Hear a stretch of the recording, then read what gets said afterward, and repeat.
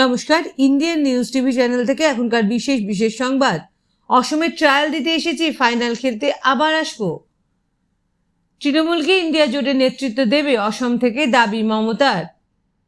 একদিকে ভোট, সঙ্গে তাপপ্রবাহ, বাংলার স্কুলে এগোচ্ছে গরমের ছুটি।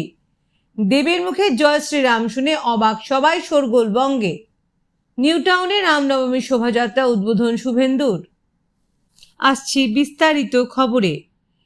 অসমে ট্রায়াল দিতে এসেছি, ফাইনাল খেলতে আবার আসবো।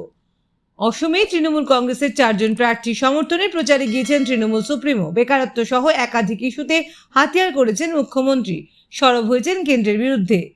ভোটের প্রচারে অসমের মুখ্যমন্ত্রী মমতা বন্দ্যোপাধ্যায় অসমের তৃণমূল কংগ্রেসের 4 জন প্রার্থীর সমর্থনে প্রচারে গিয়েছেন তৃণমূল সুপ্রিমো। বেকারত্ব সহ একাধিক ইস্যুকে হাতিয়ার করেছেন মুখ্যমন্ত্রী, সরব হয়েছেন কেন্দ্রের বিরুদ্ধে। আমার সঙ্গে বলুন জয় অসম, জয় বাংলা। আমরা কখনো বাঙালি খেদাও আন্দোলন, কখনো অন্যভাষী খেদাও আন্দোলন করি না। আমাদের কাছে সবাই সমান। আমি শুধু এইটুকু বলবো, এই তো ট্রায়াল, পিকচার আভি বাকি হ্যায়। অসমে ট্রায়াল দিতে এসেছি, ফাইনাল খেলতে আসবো আবার। দেখা হবে, লোকসভায় খেলা হবে। তৃণমূলই ইন্ডিয়া জোটের নেতৃত্ব দেবে অসম থেকে দাবি মমতার। বুধবার অসমে শিলচরে নির্বাচনী প্রচারে গিয়েছিলেন তৃণমূল সুপ্রিমো মমতা বন্দ্যোপাধ্যায়। শিলচরে তৃণমূল প্রার্থী রাধেশ্যাম বিশ্বাসের সমর্থনে নির্বাচনী প্রচারে যান মমতা। সেখানে গিয়েও তিনি কেন্দ্রীয় সরকারকে কার্যত তুলোধনা করেন। তিনি ফের সিএএ নিয়ে কেন্দ্রীয় সরকারকে কটাক্ষ করেন। তিনি বলেন, আজও বলে এনআরসি হবে, আজকের দিনে ওদের দাঙ্গার পরিকল্পনা রয়েছে, এখানে শেষ নয়। তিনি আরও বলেন, আপনারা একবার ঐক্যবদ্ধ হন। জোট মানে তৃণমূল, আমরা ইন্ডিয়া জোটকে পথ দেখাবো। বাংলায় বিজেপির বিরুদ্ধে একা লড়ছি। এতদিন তিনি জোট প্রসঙ্গে আরও বলেন যে, জাতীয় স্তরে আমরা ইন্ডিয়া জোটকে নেতৃত্ব দেব। যদি আপনাদের সমর্থন থাকে, আমরা আপনাদের কাজগুলো করে দেওয়ার চেষ্টা করব। তিনি বিজেপিকে কটাক্ষ করে বলেন, তোমরা গোটা ভারতকে ডিটেনশন ক্যাম্প বানিয়ে দিয়েছো, জেলখানা বানিয়ে দিয়েছো। দাঙ্গাবাজ, ভাঁওতাবাজ, লুটেরা এই সরকার। আর ভয় পাবেন না, এদের দূর করুন। এখানে শেষ নয়। তিনি of the agency, by the agency, for the agency বলে বিজেপিকে কটাক্ষ করেন। তিনি এদিন আসামের সভা থেকে দাবি করেন, যদি তৃণমূল ক্ষমতায় আসে তাহলে এনআরসি বাতিল করা হবে। শুধু তাই নয়, অসমের মা বোনেরা লক্ষ্মীর ভাণ্ডার পাবেন। একদিকে ভোট, সঙ্গে তাপপ্রবাহ, বাংলা স্কুলে এগোচ্ছে গরমের ছুটি। একদিকে সামনে ভোট, অন্যদিকে তাপপ্রবাহ। সূত্রের খবর, ফের এগোচ্ছে রাজ্যের স্কুলগুলিতে গরমের ছুটি।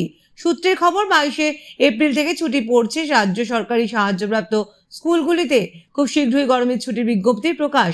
খবর শিক্ষা দপ্তর সূত্রে। বেসরকারি স্কুলগুলিতেও গরমের ছুটি এগোনোর আর্জি জানানো হবে খবর সূত্রে। কয়েকদিন আগেই 12 দিন বাড়িয়ে গরমের ছুটি এগিয়ে আনা হয়েছিল 6 মেতে। এবার তা আরও এগিয়ে আনা হলো।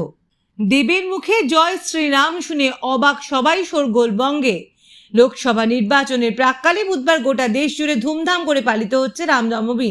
এই দিনে ঘাটালের তৃণমূল প্রার্থী দীপক অধিকারী ওরফে দেবের মুখে শোনা গেল জয় শ্রীরাম ধ্বনি। যা নিয়ে শুরু হয়েছে রাজনৈতিক তরজা। রাজ্যের বিরোধী দলনেতা শুভেন্দু অধিকারী এক বিস্ফোরক দাবি করে শোরগোল ফেলে দিয়েছে বঙ্গে। জয় শ্রীরাম ধ্বনি নিয়ে প্রকাশ্যে বেশ কয়েকবার অসন্তোষ প্রকাশ করতে দেখা গিয়েছে তৃণমূল নেত্রী মমতা বন্দ্যোপাধ্যায়কে।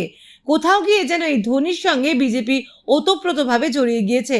দলনেত্রী যে ধ্বনি শুনে অসন্তোষ গোপন করতে পারেননি, এবার দেবের মুখে সেই জয় শ্রীরাম শোনার পর স্বাভাবিকভাবেই শুরু হয়েছে চর্চা। আজ রামনবমীর দিন জনসংযোগ করছিলেন বিদায়ী সাংসদ তথা তৃণমূল প্রার্থী দেব।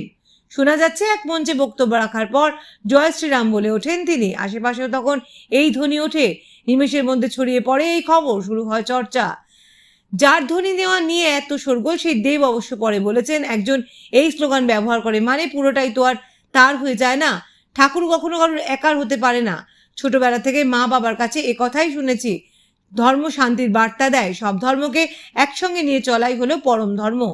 আর একজন জনপ্রতিনিধির কর্তব্য হলো সকল শ্রেণীর মানুষকে একসঙ্গে নিয়ে চলা। আমি ইফতারে গিয়েছি, রামনবমী তাহলে কি দোষ করেছে? নিউ টাউনে রামনবমীর শোভাযাত্রা উদ্বোধন শুভেন্দুর। রামনবমী উপলক্ষে বিশাল শোভাযাত্রা। নিউ টাউন থেকে সল্ট লেক হয়ে লেক টাউন যাবে এই শোভাযাত্রার উদ্বোধন করলেন বিরোধী দলনেতা শুভেন্দু অধিকারী। বুধবার সকালে নিউ টাউন রাম মন্দিরে রামনবমীর পুজো দিয়ে নিউ টাউন থেকে শোভাযাত্রার শুভ সূচনা করেন বিরোধী দলনেতা শুভেন্দু অধিকারী। রামনবমীর মিছিল থেকে বুধবার মুখ্যমন্ত্রী মমতা বন্দ্যোপাধ্যায় ও সিপিএমকে কটাক্ষ করলেন বিরোধী দলনেতা শুভেন্দু অধিকারী। এদিন সকালে নিউ টাউনের ইকো পার্কে রামনবমীর অনুষ্ঠান ও শোভাযাত্রা সামিল হয়ে তিনি বলেন, মমতা বন্দ্যোপাধ্যায়ের আশকারাতে যাদবপুরে টুকরো টুকরো গ্যাং লালিত হচ্ছে। তার কথায়, যুব মোর্চার প্রতিবাদে আমি যখন ওখানে যাই তখন আমার গাড়ির সামনে এসে কিভাবে মাওবাদী পরিচয় দিয়ে আক্রমণ করার চেষ্টা হয়েছিল সেটা সবাই দেখেছে। স্বাভাবিকভাবে এই রাষ্ট্রবিরোধী, সংবিধান বিরোধী এবং ভারত বিরোধী মমতা বন্দ্যোপাধ্যায় আশ্রয় প্রশ্রয় যাদবপুরে টুকরে টুকরে গ্যাং লালিত হচ্ছে। আর এই কাজে মমতা বন্দ্যোপাধ্যায়ের দোসর হলো সিপিএম, যাদের ঠাকুরদা থেকে জ্যাঠা দাদু সবাই চিনে থাকে।